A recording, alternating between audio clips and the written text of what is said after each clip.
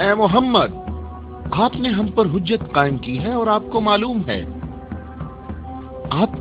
ہے کہ آپ نے پہلے ہم دونوں کو اپنی مسجد میں عبادت کرنے کی اجازت دی تھی، لیکن کچھ وقت سے آپ نے ہمیں اپنی مسجد میں عبادت کرنے سے روک دیا اور اس پر ہم آپ کے شکر گزار ہیں۔ لیکن میری عمر 70 برس ہے اور ایہم کی عمر 80 برس ہے۔ ہم دونوں اہل نجران نے جب سے اس نور کا مشاہدہ کیا تو اس وقت ہم نے یہ فیصلہ کیا کہ ہم اپنے آباء و اجداد کے دین پر باقی رہیں گے۔ ہم نے آپ کی دلیل سنی ہے کہ عیسیٰ مسیح اس وجہ سے رب ہے کہ ان کا باپ نہیں تھا، تو اگر یہ کہا جائے کہ ربوبیت کے لیے معیار یہ ہو کہ جس رب کے ماں باپ دونوں ہی نہیں ہیں وہ اس عالم کی ربوبیت کا زیادہ حقدار ہے، تو اس سب کے باوجود ہم اپنے آباء و اجداد کے دین پر باقی ہیں، اور اے محمد ہم اس بات کی تصدیق نہیں کر سکتے کہ آپ اللہ کے رسول ہیں جیسا کہ آپ دعویٰ کرتے ہیں۔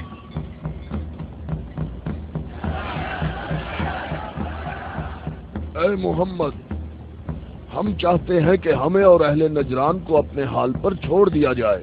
ہم نے آپ کی بات غور سے سنی ہے، لیکن ہم یہ بتانا چاہتے ہیں کہ ہم اہل نجران جب اپنے طور طریقے دیکھتے ہیں تو انہیں دیکھنے کے بعد ہمیں یہ پتا چلتا ہے کہ حق ہمارے ساتھ ہے اور تمہارے اسلام کے ساتھ بالکل بھی نہیں ہے۔ رک جاؤ،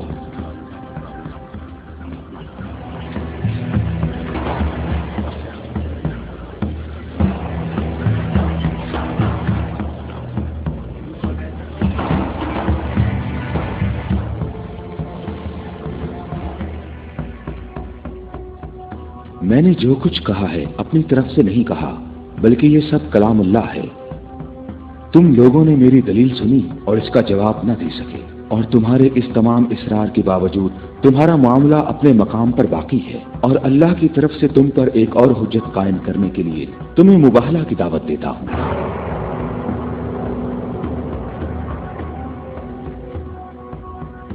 مباہلہ؟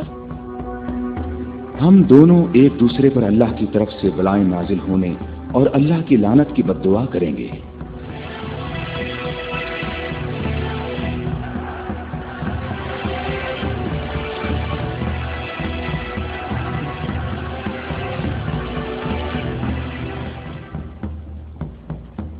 اے محمد، یہ بات صحیح ہے، پر ہمیں یقین ہے کہ ہم حق پر ہیں۔ اور اس مباہلہ میں یہ بھی فیصلہ ہو جائے گا کہ کون صحیح ہے اور کون غلط۔ ہم متفق ہیں۔ ہمیں کہاں آنا ہے؟ چونکہ تم نے مباہلہ کی تجویز مان لی ہے تو کل صبح ہم لوگ شہر سے باہر جمع ہوں گے۔ ہم اپنے تینوں خداؤں کو پکاریں گے۔ ہم اپنے تینوں خداؤں کو پکاریں گے۔ ہمارے خدا تم پر مصیبتیں نازل کریں گے اور تمہاری اولادوں کو جلا دیں گے اور تمہاری نسل ختم کر دیں گے اور تمہارے پیروکاروں کے دلوں کو ہمارے دین کے شوق اور محبت سے بھر دیں گے۔ اگر تم محمد سے محبت کرتے ہو تو اسے بچانے کی ابھی کوشش کرو، کیونکہ کل کا سورج ڈوبتے ہوئے کوئی نہیں دیکھے گا۔ میری عمر 80 برس ہے اور میں نے اس میں 70 سال کا طویل عرصہ صرف اور صرف دعا اور عبادت میں گزارا ہے، اور کل 70 سال عبادت کی طاقت میرے ساتھ ہوگی، اور پھر میں تمہارے مرشد کے حق میں مصیبت اور ہلاکت کی بد دعا کروں گا۔ یہ کیا کہہ رہا ہے؟ اس نے یہ کیوں کہا؟ اس نے یہ بات کیسے کی؟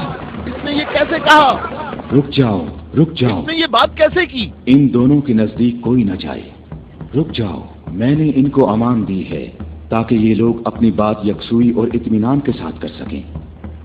بیٹھ جاؤ۔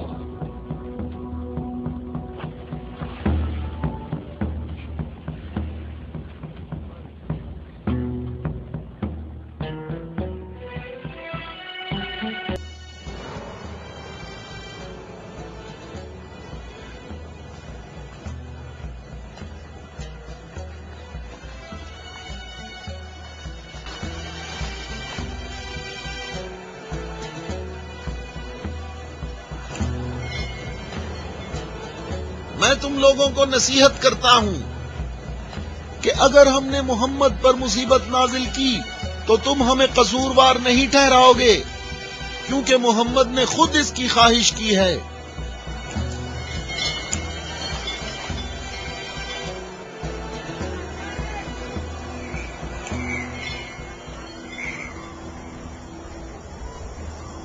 اے خوبرو شخص، تمہارا نام کیا ہے؟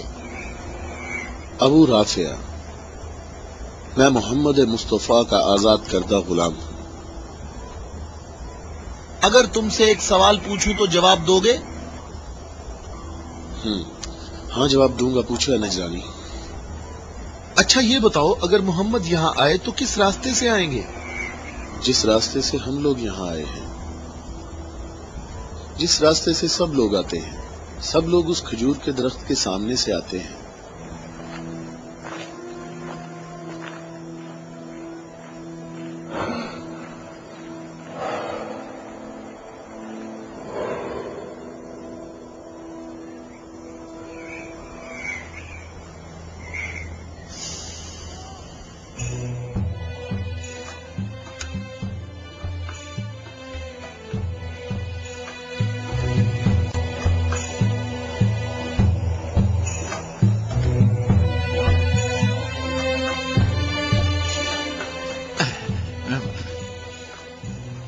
اے ابو رافع، یہ بتاؤ کہ مصیبت کا شکار ہونے محمد کے ساتھ کون لوگ آ رہے ہیں؟ وہ جو دائیں طرف نظر آ رہے ہیں وہ علی ابن ابی طالب، ان کے داماد اور ان کے وصی ہیں۔ علی؟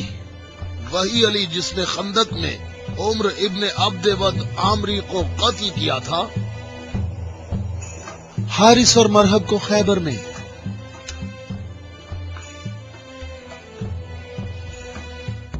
وہ عورت کون ہے؟ وہ رسول اللہ کی دختر ہیں۔ اور وہ زوجہ ہے علی کی؟ صحیح کہا، یہ فاطمہ الزہرا ہیں جو دونوں جہانوں کی عورتوں کی سردار ہیں۔ جناب اہم، ہمارے اندازے بالکل غلط ثابت ہوئے۔ محمد لشکر لے کر نہیں آئے۔ دیکھو کتنے سکون اور اطمینان سے آ رہے ہیں۔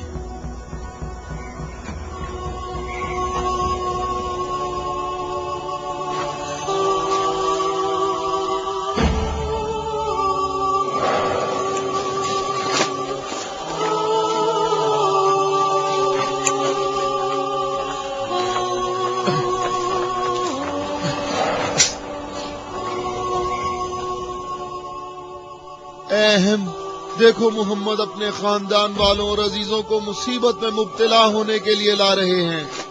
اگر محمد اپنی دعوت میں سچے نہ ہوتے تو اپنے خاندان والوں اور عزیزوں کو یہاں سے دور کسی مقام پر چھوڑ آتے۔